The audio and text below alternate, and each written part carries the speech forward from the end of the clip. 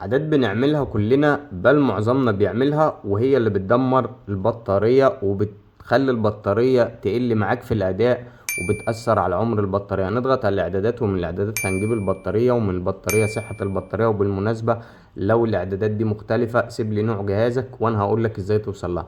عندك الشحن الذكي وحد الشحن. الشحن الذكي ده أنا بفضله لو أنت هتشحن الموبايل طول الليل، يعني لو أنت من النوعية اللي مش هتقدر تستغنى ان انت بتحط الموبايل بالليل قبل ما تنام على الشحن وبعد كده تشيله الصبح، لا انا بفضل لك دي. بس دي يعني مش بنسبة 100%، لكن انا اللي بفضلها بنسبة 100%، وهي حد الشحن. لان الشحن الذكي ده بيقول لك لابطاء تقادم البطارية، اما حد الشحن لاطالة عمر البطارية. وطبعا الفرق بين الاتنين واضح.